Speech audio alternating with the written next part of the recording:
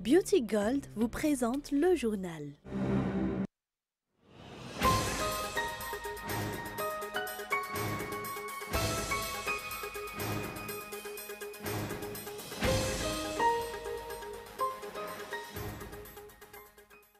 C'est aujourd'hui que le Sénégal célèbre ses 59 ans d'indépendance, un événement à laquelle le président de la République de Madagascar et la première dame ont été conviés. L'ancien président Marc Ravalomanana continue d'abuser de sa position pour servir ses propres intérêts, un fait qui se reflète actuellement dans une affaire impliquant la propriété dite villageoire. Près d'un mois après le crash du Boeing 737 MAX d'Ethiopian Airlines, un premier rapport dédouane les pilotes et conclut que le personnel navigant a respecté toutes les procédures.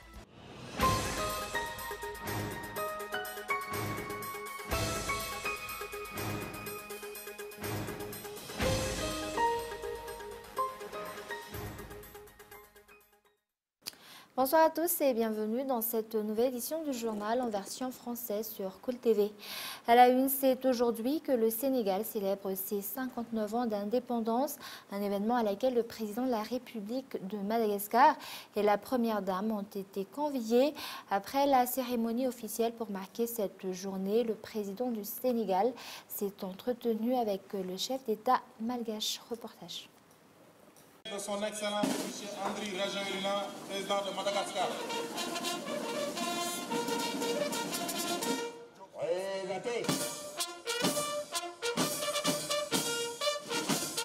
Aujourd'hui, le Sénégal fête sa 59e année d'indépendance. À l'occasion, le pays a reçu de nombreux invités d'honneur. Parmi eux, on retrouve le couple présidentiel malgache. Au défilé civil et militaire commémorant le 59e anniversaire de l'accession de notre pays à la souveraineté internationale. Je tiens d'abord à saluer et remercier nos hôtes d'honneur, mes frères venus de Madagascar, de la Gambie, du Libéria, de la Sierra Leone, qui ont bien voulu rehausser ce défilé de leur présence. Au programme, un défilé le long de la rue Général de Gaulle. Après cela, le président du Sénégal s'est entretenu avec son homologue malgache. Une rencontre au cours de laquelle les deux parties ont renforcé leur collaboration et ont procédé à un échange sur les expériences des deux pays. À l'issue de cette réunion, il a également été décidé que l'ambassade sénégalaise à Antananarivo, qui a été fermée le 5 avril 2012, sera de nouveau rouverte. L'invitation du couple présidentiel malgache à assister à un tel événement et les entretiens effectués entre le président Andry Rajoelina et le président Macky Sall reflètent le fait que Madagascar tient une certaine place en matière de diplomatie et de relations internationales et la position de Madagascar en matière de projets de développement et de protection de l'environnement. Et comme nous l'avons annoncé dans les titres, l'ancien président Marc Ravalomanana continue d'abuser de sa position pour servir ses propres intérêts. Un fait qui se reflète actuellement dans une affaire impliquant la propriété dite villageoire, une situation qui a engendré un litige avec le propriétaire légal. Reportage de Mianta Ranjienev. Le président national du parti Team, Marc Ravalomanana, poursuit les abus de pouvoir et les agissements qui ont pour but de servir ses intérêts personnels face à l'affaire impliquant la propriété dénommée villageoire Sizandutapenak. Cela se reflète par le refus de la commune urbaine d'Antananarivo de délivrer un permis de construire sur cette propriété à la CEIMAD, qui est pourtant légalement propriétaire de ce terrain. Un terrain que l'ancien président Marc Ravalomanana veut s'approprier. D'ailleurs, ce dernier a déjà entamé des démarches dans ce sens. Ce refus de la CUA n'a pourtant aucune raison d'être et aucune explication n'a été apportée par rapport à cela, rappelant que cet ancien chef d'État fait partie des conseillers de la commune urbaine d'Antananarivo. Le litige concernant un terrain de 7 hectares dans lequel est compris le village Voir dure depuis plusieurs années. L'entreprise Tico a fait une demande pour obtenir ce terrain, mais faute de poursuite de la procédure, le terrain a été retourné à l'État en 2015. Ce terrain a ensuite été vendu à l'entreprise CEMAD. Cependant, la société Tico a procédé à des recours auprès des tribunaux compétents pour l'annulation du titre inscrit au nom de la CEMAD et actuellement, c'est la CEA qui bloque systématiquement tout traitement de dossier concernant la propriété dite villageoire à son niveau. Une demande illégale selon des juristes.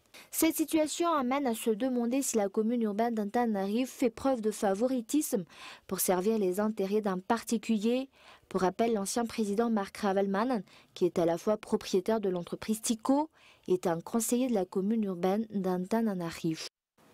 Et les lois en vigueur posent encore problème pour lutter efficacement contre le blanchiment de capitaux et le financement du terrorisme ne sont pas remplies à Madagascar. Quoi qu'il en soit, des stratégies ont été mises en place pour renforcer cette lutte. C'est ce qu'a expliqué le directeur général du service de renseignement financier de Madagascar. Reportage. Les lois en vigueur constituent une barrière en matière de lutte contre le blanchiment de capitaux et le financement du terrorisme à Madagascar. C'est ce qui a été conclu après la tenue d'un atelier pour finaliser les résultats du processus d'évaluation nationale des risques en la matière, d'après le directeur général du service de renseignement financier de Madagascar. Notre faiblesse, c'est d'abord le cadre législatif. Bien sûr, on a finalement adopté la loi couvrement des avoirs illicites qui aurait dû être combinée avec l'ensemble des lois issues de la réforme sur la stratégie nationale de lutte contre la corruption. Je parle donc de la loi sur la lutte contre la corruption, la loi sur le pôle anticorruption, la loi sur la coopération internationale en matière pénale et maintenant la loi sur le blanchiment de capitaux et financement du terrorisme. Et donc, pour compléter le dispositif, il aurait fallu une loi spécifique sur le recouvrement des avoirs illicites. Donc c'est déjà une faiblesse de notre système. Outre la lutte contre le blanchiment de capitaux, des mesures ont également été mises en place pour lutter contre le financement du terrorisme. Le risque est réel dans tout pays qui ne dispose pas de mécanismes de prévention, de détection et de caractère transnational. Ça ne tient pas compte des frontières, ça ne tient pas compte des individus et le financement du terrorisme est également multiforme et à caractère transnational et on se doit d'adopter toutes les mesures de prévention, de détection de tout ce qui est flux illicite lié au terrorisme. Le SAMIFIN a reçu plus de 100 plaintes concernant des soupçons de blanchiment de capitaux. Cette entité travaille avec différentes entreprises privées, telles que les banques et les opérateurs. Des plaintes sur lesquelles des enquêtes vont être ouvertes. Mais également dans l'actualité de ce jour, la rencontre entre les représentants de l'Office malgache des droits d'auteur, ceux de l'Office malgache du cinéma et ceux du ministère de la Communication et des Cultures s'est tenue aujourd'hui.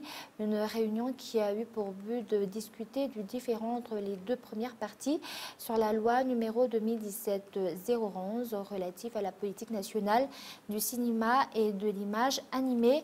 Et à l'issue de cet entretien, il a été décidé que cette loi sera abrogé et qu'un nouveau dialogue pour établir un nouveau projet de loi qui servirait les intérêts de toutes les parties sera bientôt mis en place. Et cela fait exactement 1000 jours que la loi numéro 2016-029 portant Code de la communication a été adoptée par les membres de l'Assemblée nationale. Un texte jugé par beaucoup comme étant une loi liberticide et qui a été à la source d'une importante protestation dans tout Madagascar. Actuellement, l'élaboration de corrections à apporter à ce texte est en cours. Reportage.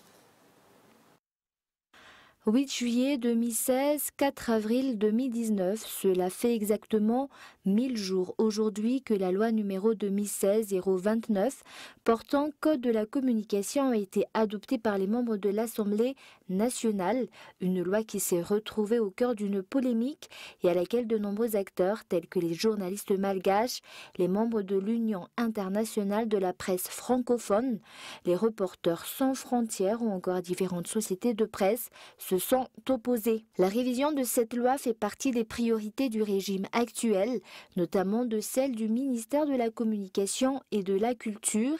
L'élaboration des corrections qui seront apportées à ce texte est en cours.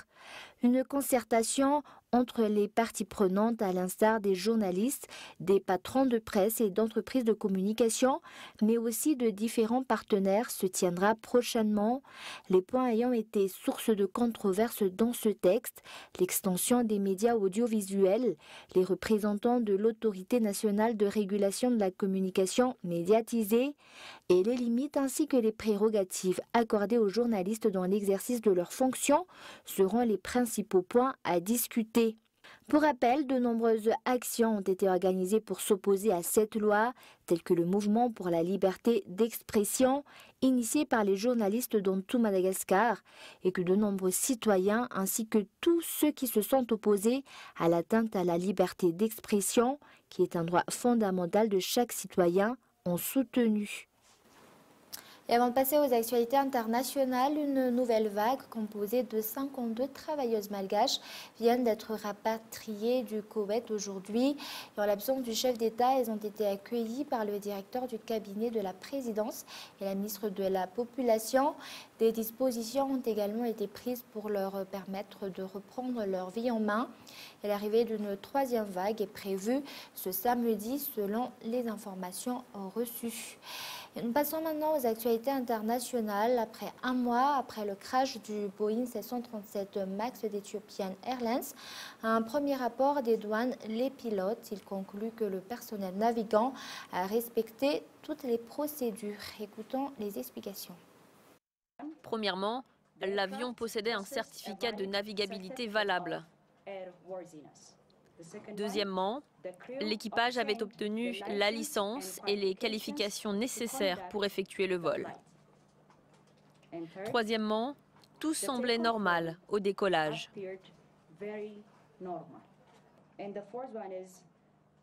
Et enfin, quatrièmement, l'équipage a effectué toutes les procédures répétées fournies par le constructeur, mais n'a pas été en mesure de contrôler l'avion. Et en Algérie, le désormais ex-président Bouteflika a demandé pardon aux Algériens dans une lettre rendue publique hier. La pression de la rue, par contre, ne faiblit pas. Reportage.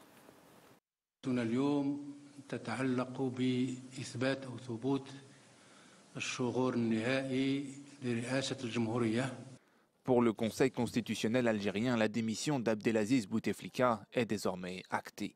Conformément à la Constitution, les deux chambres du Parlement doivent à présent se réunir pour organiser la suite et transmettre l'intérim au président de la Chambre haute, Abdelkader Ben Salah. Mais pour l'heure, aucune date n'a été fixée. L'homme de 77 ans doit exercer la charge pendant au maximum 90 jours, délai durant lequel il devra organiser une élection présidentielle à 2 tours et investir le nouveau chef de l'État élu, un scrutin auquel il ne pourra lui-même pas se présenter. Le pouvoir en place espère ainsi apaiser la colère de la rue, mais rien n'est moins sûr. Le peuple algérien, fier de sa première victoire, compte bien en obtenir d'autres. Pour lui, pas question d'arrêter de manifester tant que le système et les hommes du sérail de l'ancien président restent au pouvoir. Les Algériens refusent les solutions présentées par le gouvernement. Ils refusent de laisser au pouvoir les visages qui représentent le système Bouteflika et tout particulièrement celui d'Abdelkader Ben Salah. Et cela va poser problème. Les manifestations vont se poursuivre jusqu'à ce que les anciennes figures s'en aillent. Un des rôles clés de cette transition est détenu par l'armée. Longtemps alliée solide de Bouteflika, elle a finalement pris ses distances avec le pouvoir, contraignant le président à présenter sa démission le plus vite possible. Le peuple, lui aussi, a une carte à jouer. Les premiers tests se dérouleront dans la rue dès vendredi. Pas question pour les manifestants de relâcher la pression.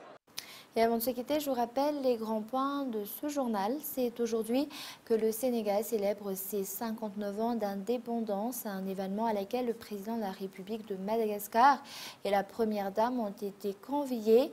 Après la cérémonie officielle pour marquer cette journée, le président du Sénégal s'est entretenu avec le chef d'État malgache.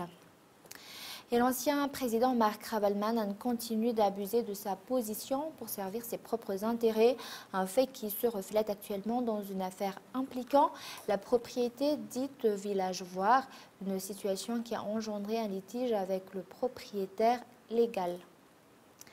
Et près d'un mois après le crash du Boeing 737 MAX d'Ethiopian Airlines, un premier rapport dédouane les pilotes. Il conclut que le personnel navigant a respecté toutes les procédures.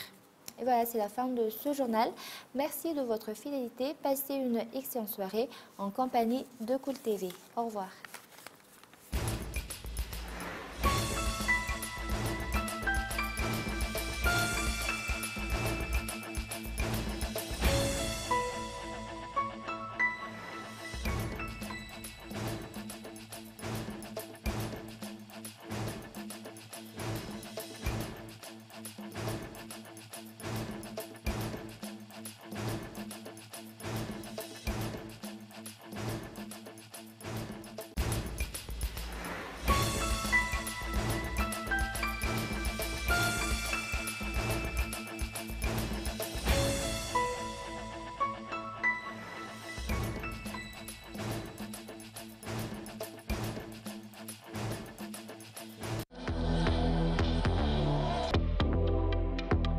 Le journal vous a été présenté par Beauty Gold.